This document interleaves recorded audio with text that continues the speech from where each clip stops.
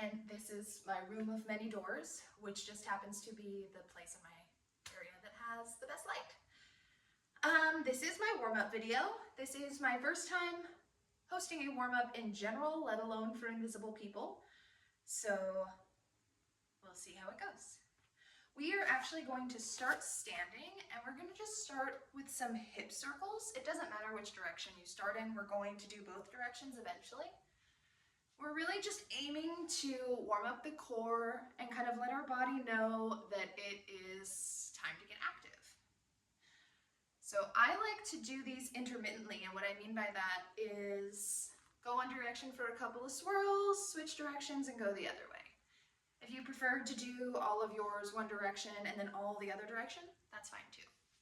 So we're just gonna get some nice swirls going. I need to remember to pace myself so that this lasts for 20 minutes. I'm gonna just keep doing some hip circles. Perfect. Now we're going to do some what I call swan dives. So we're going to bring our hands palms up to the top, face them down, and we're going to bend down, hinging at the hips, kind of brush over our toes. Come back up, palms down, hinge at the hips, and brush the toes. And we're just going to continue like this for a couple of reps. No set number, just what feels right for your body. Something to remember in this particular movement is to make sure that you are bending from your hips and not from your low back.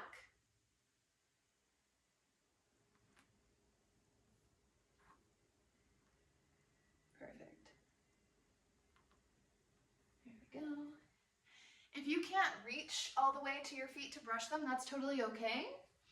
This is meant to be a passive kind of stretch, so we're not really hinging into it too much. Like, we don't want to overextend our hamstrings by hinging too far.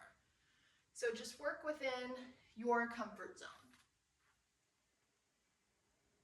Very nice. Couple more.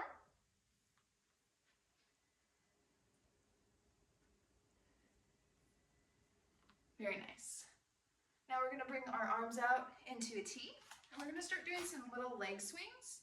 We want to keep our leg nice and straight. It doesn't matter how high your leg gets in these swings.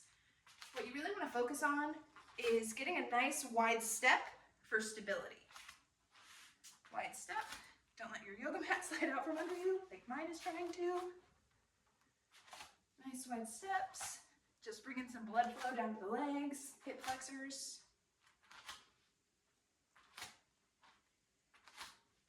I really hope my microphone isn't picking up my little old man raggedy breaths. All right. When we're ready, we're going to bring our leg swing out extra wide, and we're going to squat. Leg swing out, extra wide, squat. Out, extra wide, out, extra wide, out, extra wide. Very nice. I'm going to do 3 more of these. 1, 2, 3. Come out into our squat and stay there. We'll place our hands just above our knees. Shake out the booty a little bit, and we're going to start doing some circles. Bringing our chest down to the floor, and then back up.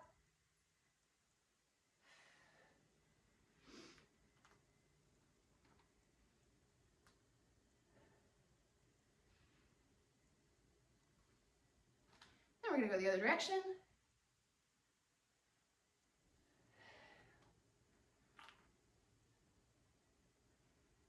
Perfect. We're going to stay in this squat. Bring our arms up into a cactus or a field goal position, and we're going to extend them for 5. 1, 2, 3, 4, 5. If 5 feels too easy, you can keep going. You can go up to 10 if you like. Once you're finished, bring our hands down, palms facing to the inside of the thighs, and we're going to one at a time drop the shoulders. You should feel this in your mid and upper back. Nice stretch here.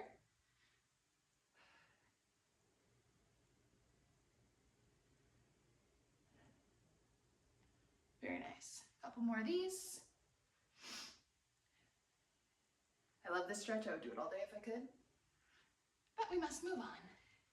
So from here, we're going to come down into our tabletop position.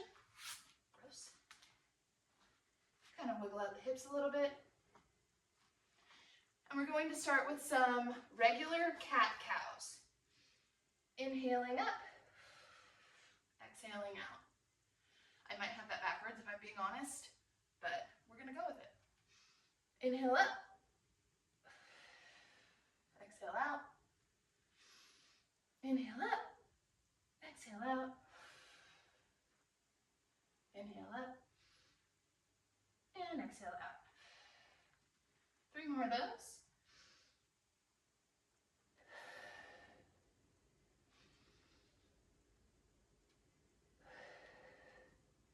Now we're going to add a modification to this. So instead of coming up and down, we're going to add a 3rd dimension to this exercise.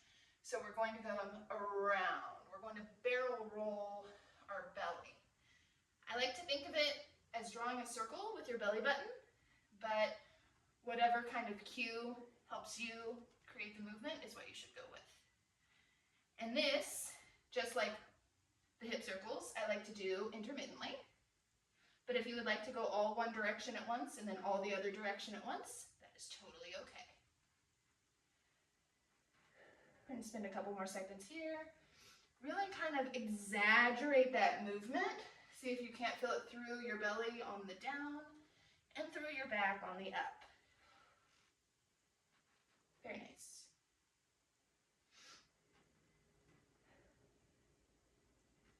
All right. While we're in this position, we're going to take this time to do some wrist circles. So you want to have your wrists slightly out in front of you, hands nice and wide for support.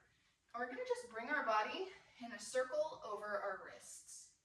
It's important to listen to your body in this movement and not overextend yourself over your wrists so much that it hurts. You should be able to feel a stretch but not pain. If having your hands flat like this is difficult, you can also modify by using your fists. But again, it's something that you need to pay attention to how your body feels with the movement. Because having your fists like this is going to change your center of balance. So I encourage you to play with this movement and find what works for you, whatever helps you get your wrists feeling warm. Once we've done at least 4 of those on each side in whatever order you like, we're going to bring the left hand into the middle of the mat, place our right hand behind our head, and we're going to open up through the chest towards the ceiling. We're going to do this 5 times. 2, 3, 4, and 5. And then you're going to switch your hands. Left hand goes behind the head. 1,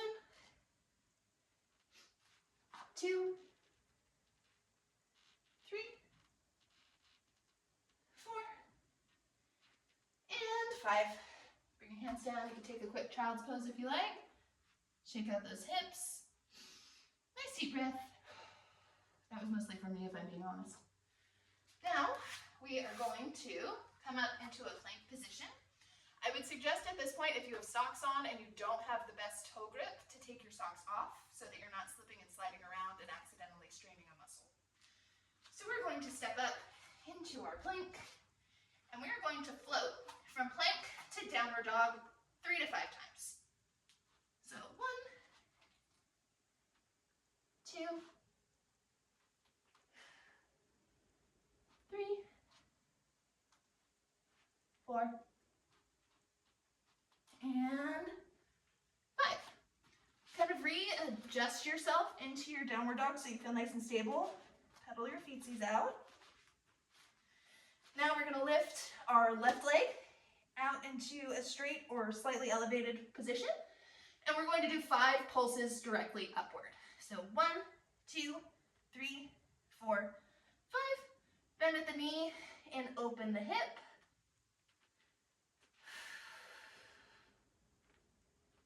Bring that foot down. Now we're going to take the right leg out to 90 degrees or higher, and we're going to pulse 5 times. 1, 2, 3, 4, 5. Open at the knee, open at the hip.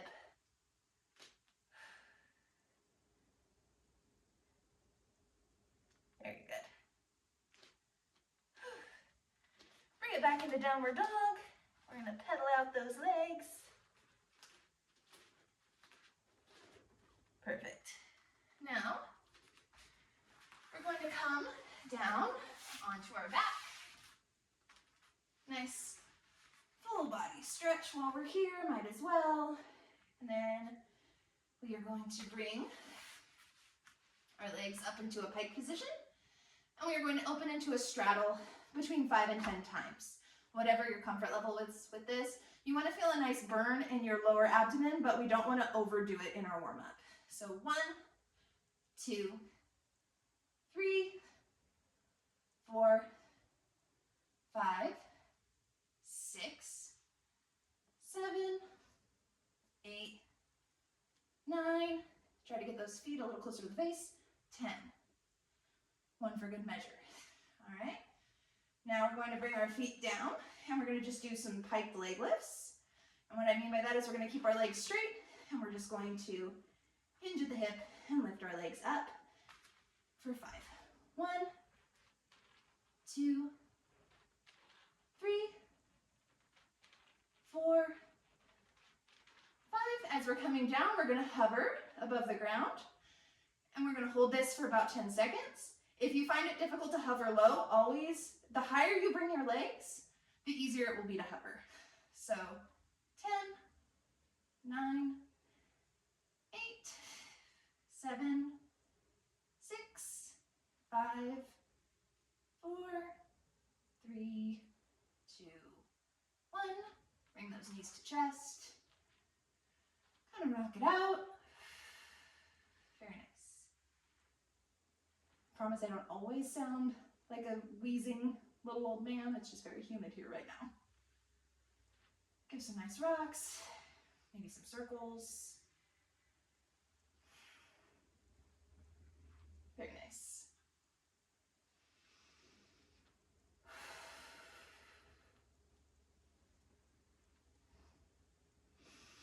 Now we are going to come up into I believe this is called half boat in yoga. What we really want to focus on is having a nice long spine. It doesn't matter how high your feet are for this exercise. They can be up, they can be in full extension, they can be half, they can be just above the ground. It's mostly important to focus on the lengthening of your spine. And we're going to do toe taps. So we're going to do 10 total. 1, 2, 3, 4, 5, 6, 7, 8, 9, 10. We're going to hold for 10, 9, 8, 7, 6, 5, 4, 3, 2, 1. We're going to windshield wiper. Relax those hip flexors, let them take a break. Go.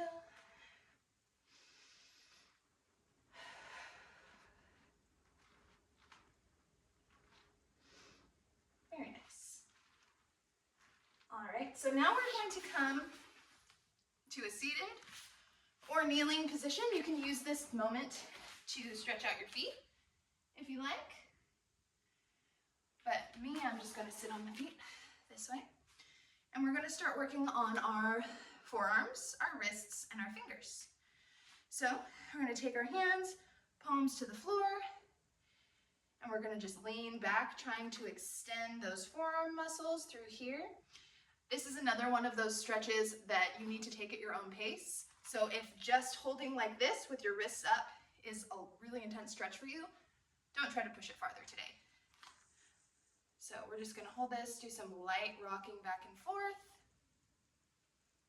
Very nice.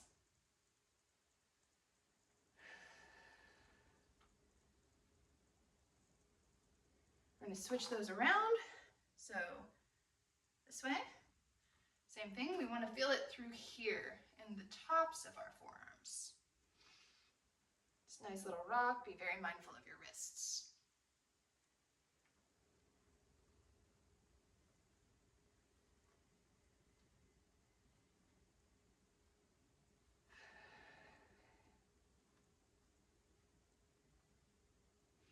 I'm choosing not to put music over this video, so that way when you decide to use this warm-up, you can put whatever music you like over it. Don't even think about it, cat. We've come too far. All right, now we're going to take our hands out in front of us, place our thumb inside of our palm, and close our fingers on top of it. Should look like this. We're going to place our fists together, Wonder Twin powers activate, and we're going to lay our whole forearm on the ground. And now, keeping our fingers tight around our thumb, we're going to straighten our forearms so that only the back of our palms is staying on the ground. Gosh, I hope the angle on this camera is right. It's probably fine. And so you should feel this throughout the middle of the top of your forearm. So that would be right through here, right in between your bones. This one's nice for a nice little side rock.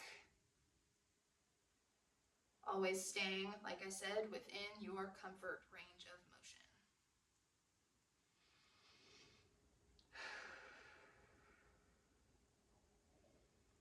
Okay, shake that out a little bit. We're going to interlace our fingers, and we're just doing some wrist mobilizations. This one's fun and brainy because you can really slow the movement down and then reverse it.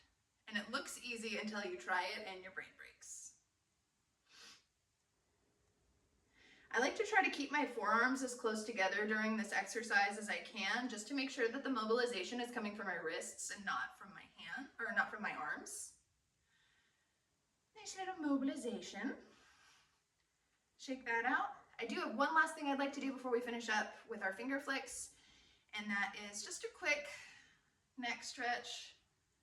I had an instructor tell me one time that the most important muscles to warm up in your aerial warm-up is your neck and your fingers because they are so often forgotten, and that stuck with me. So now whenever I do a warm-up, no matter how brief, I always make time for neck stretches and finger flicks. So some side to sides. Go no, shake our head no.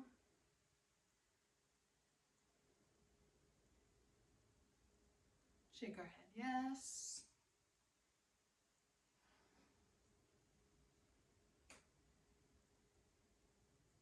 Do a little circle.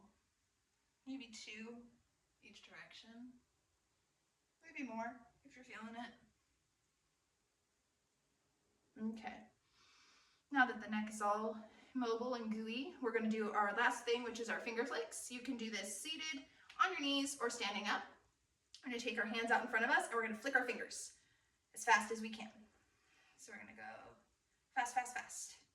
Really want to try to get all of the fingers moving, and if it starts out really slow for you, that's okay.